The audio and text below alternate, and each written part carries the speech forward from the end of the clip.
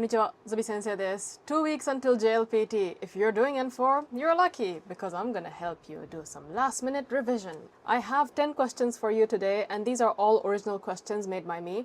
This grammar appears a lot in the JLPT, and it's something that you should be super confident with.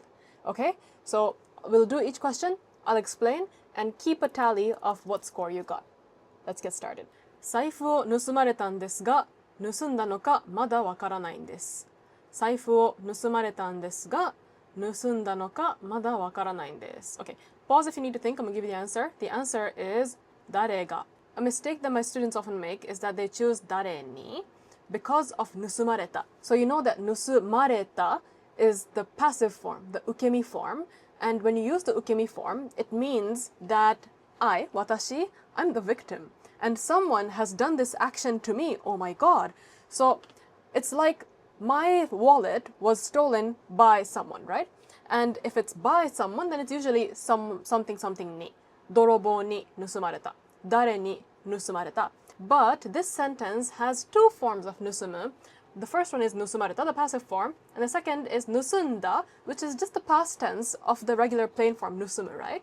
So if you're just saying 盗んだ, you don't need to put a に. It's something が盗んだ。泥棒が盗んだ。誰が盗んだ。Okay? はい。So the answer is 誰が。週末に友達とカラオケに初めて something. 週末に友達とカラオケに初めて Okay? Pause if you need to. The answer is 行きました。This is a trick question because I was trying to make you pick 行ったことがあります。So if that's what you picked, you're not alone. The key word in this sentence is 初めて. If there wasn't a 初めて, then 行ったことがあります would have been correct. Why? When you say something ことがあります, like 行ったことがあります, you're saying that you have done this thing once. You have experience of doing this. If you say 初めて, that means for the first time. It sounds weird to say both of them together in one sentence. You don't say, I have been to karaoke for the first time. It's either you've been there at some point at an unspecified time, or you say, I went for the first time, right? Do you know what I mean? So this one is just 行きました. You don't need ことがありました. If you look at the other options, for example, 行くことがあります, when you use the present tense verb with ことがある, that means there are some times when you go to karaoke. 行くことがありました is basically the same as this. There are some times that you go to karaoke, but because it's ありました, it means it's in the past tense. So in the past, you used to go to karaoke from time to time. Okay? But both of these also don't work because of 初めて. Because 初めて is pointing us to a very specific time. ラーメンばかり食べていたら病気になってしまった。ラーメンばかり食べていたら病気になってしまった。The answer for this is とうとう。Now, what does ばかり mean? This is going to come up a lot. ばかり in this case means you do this thing a bit too much. Like this is all that you do. When you say ラーメンばかり食べていたら, that means you just eat a lot of ramen. Now, とうとう and やっと are very similar because both of them can be translated to finally. Like after a long wait, something finally happened. The difference between them is やっと is usually a positive thing. You want this thing to happen and it finally happens. So I finally passed my JLPT. やっと JLPT に合格できました。But if you say とうとう, it's like you're thinking, oh, this is gonna happen, it's gonna happen. I don't want it to happen, but it's gonna happen. And then it ends up happening. You say とうとう. So this person, obviously, they didn't want to get sick, but you can predict that you'll probably get sick if you eat so much ramen. So it's とうとう. At last, it happened. そろそろ and もうすぐ are basically synonyms. It just means soon. Something is about to happen. 私はさっき something なのでお腹が空いていません。私はさっき something なのでお腹が空いていません。これは食べたところです。Now, the options, there is ばかり and there is ところ. You have to know what these things mean depending on the tense of the verb they're used with. Okay. ばかり and ところ are often interchangeable, but ばかり has two uses. One use is like the previous question, ラーメンばかり. It means that you're doing a lot of one thing. That's all you're doing. The other use of ばかり is you have just done something. So let's say you just ate. That's 食べたばかり. You just reached. 着いたばかり. If you use ばかり with the past tense, right? Like 食べたばかり, 着いたばかり, then it means that this just happened. If you use the te form instead of the ta form with ばかり, then it takes on the first meaning, like the ramen, and it means that you're continuously doing this thing. So how do you remember this? It's very straightforward. If it's in the past tense, it means that you just did it because it's in the past. If it's in the te form is usually used to show something continuous, right? Like 食べている. So てばかり means that you're continuously doing this a lot, okay? Now, the problem with this question is sometimes students pick 食べてばかり because they think that that means just ate. But if you say 食べてばかり, that means that you're just eating a lot, right? And that doesn't work with さっき because さっき means just now. That's why it has to be 食べたところ. That means I just ate. 食べてところ is not a phrase. It has to be 食べているところ, which means I am in the middle of eating. 食べるばかり is like I constantly eat. 今夜のパーティーはみんな何を知っていますか? 今夜のパーティーはみんな何を知っていますか? The answer is 持ってくるか. Okay, if you don't know the difference between かどうか and かどうか means whether or not. So, will this happen or will this not happen? And か is just a straightforward question, right?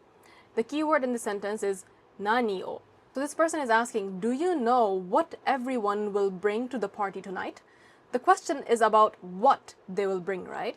So that's why it has to be 持ってくるか. If it was 持ってくるかどうか, that doesn't make sense because かどうか is used when you're asking whether something will happen or not. And you're not asking whether people will bring something or will they not bring something. You're asking what is the thing they will bring. If this wasn't 何を and if it was 何か, because 何か means something, right? Then 持ってくるかどうか would have been okay. It would mean, do you know if everyone is bringing something or not? Sometimes students pick 持ってきたのは, but with these kind of questions, if you see a 何を in the middle of the sentence, it's very likely that the answer is going to have a か, because that usually indicates that there is a question embedded into the bigger sentence or the bigger question. Okay? 次です。今年の JLPT は7月5日に行われる。今年の JLPT は7月5日に行われる。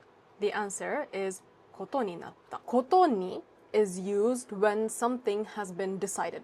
ように is used when you're talking about a situation that has changed. Okay? Remember these. ことに is for a decision. ように is for a situation that has changed. Now, the date for when an exam is going to be done. Does that sound more like a decision or a change in the way something is? It's a decision, right? Someone has to make that decision. By change, I mean like previously I used to sleep late, but now I sleep early. Or previously the JLPT used to be in March, but now it's in July. It wasn't in March, but for example, right? That is a change in situation. But if we're talking about a very specific one-time decision, then it's usually going to be こと. So we know it's either going to be ことにする or ことになる. The difference between する and なる just means to become. You don't need a doer for something to become. It just happens, okay? する, you need a doer. You need to be actively making the decision. So when you say ことにする, then you yourself or someone in the sentence is directly making that decision. Whereas if you say ことになる, then the decision isn't really being made by this person directly. Maybe they're involved, but there are a lot of other external powers that are involved in making the decision. So how do we know that there wasn't one person making this decision in this case? The answer lies in 行われる. 行われる, what form is this? Is this like a plain form? Is it a passive form? Is it a causative form? This is 受け身 form, right? In 受け身 form or passive form, you say that something was done, but you don't necessarily put the focus on who did that thing. We just know that it was done or it's going to be done. So basically we're saying that it is decided that the JLPT will take place on this date. So because there is no clear doer because of 行われる, it's ことになった, not ことにする. If it was 行う, then ことにする would have also been correct. コートは1枚持っていないから買おうかな。コートは1枚持っていないから買おうかな。これはもです. So, も has a bunch of different uses. The most common one is also, like, 私も, but it's also used for emphasis. For example, if I want to say, I've watched a movie 10 times, 10 times is a lot, right? So I would say, 10回も映画を見た.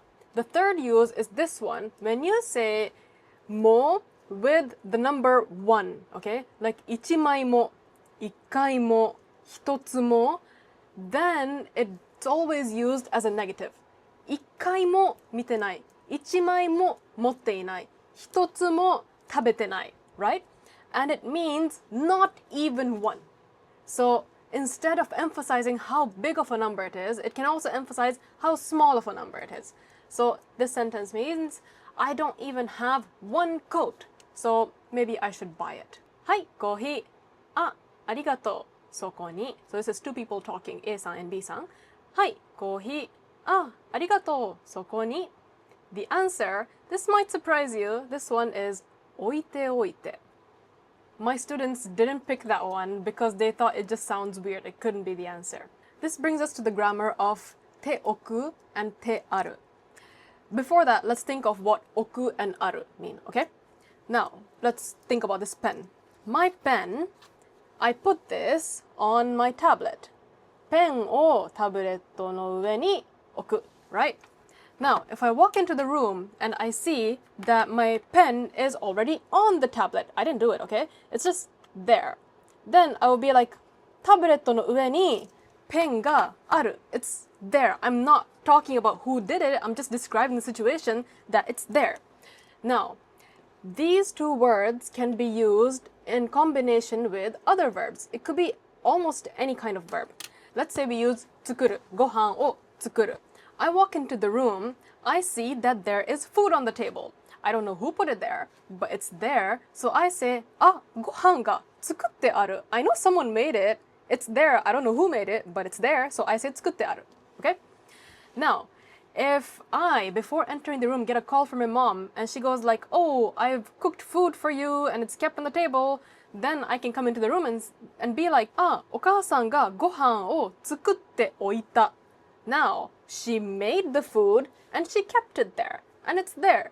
Because I know that there was someone who did the action, I would say お母さんが作っておいた. I can also say 作ってある. But if you want to specify that there was a doer, I know who did it, then you say おいた. You can also use it for something you did yourself, okay? So usually if you're doing something in preparation for another thing, like, I don't know when a pop quiz might come. I have to be prepared. 勉強しておく. Okay, you're going to do 勉強 and you're going to keep that 勉強 that you did in your brain for future use. Now let's come back to the question. そこに置いておいて. If a word ends with て, that's short for てください, right? It's an instruction. So this person is saying, oh, can you keep it there and leave it there? So ておく can be used with its own root word. You can combine ておくwith おく. It just means, can you put it there, please? So why are the other ones wrong? For example, 置いてあげて. あげる is used when you're giving something to someone and it has the nuance of you doing a favor for them. So you don't say 置いてあげて, like, can you do this for me? You only use あげる or あげて when you're not the receiver. For example, if I'm giving something to someone, I can say あげる. Or if I see someone else giving something to another person, I can say, あ、田中さんが山田さんにあげた. Okay? But if I'm the receiver, I say くれる. Like, 置いてくれる? Can you keep it there for me? It's fine. You can't say 置いてあげて. 置いてあって. This is the てある form, right? But, like I said, てある doesn't have a doer. You're just describing the situation. So you can't instruct someone to do that because that contradicts the whole nature of てある. 置いてしまって. This one could be possible, like some people might speak like this. てしまう is usually used when you're saying something that happened by mistake or like, oops, I did it. It can also be used to say, like, just do it, just finish it off. Like, 読んでしまって or 食べてしまって. Like, can you just finish off reading it? Can you just finish off eating it? But that doesn't really sound natural with 置く. So the best answer here is 置いておいて. Very long explanation, but let's proceed. 近くの開いたお店、ちょっと高すぎるよね.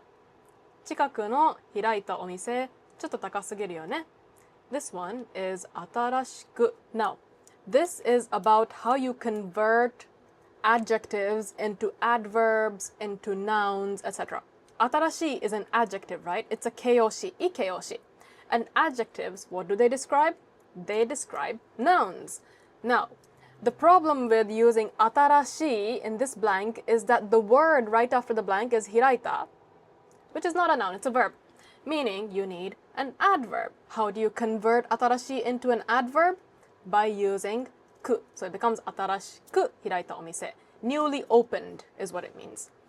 That's for e adjectives. If it's a na adjective, like for example, 急, which means sudden, then you say 急に開いた. It's suddenly opened.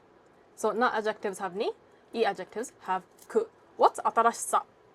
新しさ is the noun form of 新しい, which means like newness. For example, if you like the fact that this shop is new, then you can be like この店の新しさが好き. That's the thing I like, okay? 新しさに is just 新しさ with a ni, doesn't mean anything special. Okay. Last question. 聞いた?田中さん、来月結婚そうだよ。聞いた?田中さん、来月結婚そうだよ。結婚 is marriage. Okay. The answer is する. So has mainly two uses. One is to say something seems like. For example, 美味しそう. It seems delicious, right? The other is to say that you heard this information from somewhere, or you basically got it from somewhere. The conjugation of the word changes depending on which meaning you want. So when you say 美味しそう, it means it seems delicious, right? But let's say that you heard from someone that something is delicious. Do you know what you say? You say 美味しいそうだよ. Obviously, there are other grammar variations you can use with this, like らしい. But if you want to use そう, it becomes 美味しいそうだよ. So when you want to quote someone, or when you want to say that you heard something by using そう, the word that you're going to use is not going to be conjugated. It's going to be in its root form. So 美味しい still has its い when you want to say that you heard it's delicious. For example, if I want to say that something is about to fall, okay? My pen is about to fall. So the word for fall is 落ちる, right? So do you want to try? How would you say that the pen is about to fall? If you're quoting someone, you don't conjugate the word. If you're saying something is about to happen, then you conjugate it. So this becomes 落ちそう. Let's say I heard from someone that today at 5 p.m. my pen will fall. Then I could be like, 今日5時にペンが落ちるそうだよ. Because I heard that, so I don't conjugate the 落ちる. Back to the question. They're saying, 聞いた? Did you hear? So automatically, just by this, you know that the so we need to use is the one for hearing something, meaning the word should not be conjugated. So the words that are not conjugated here are する and するの, but we don't need to put a no, so the answer is する.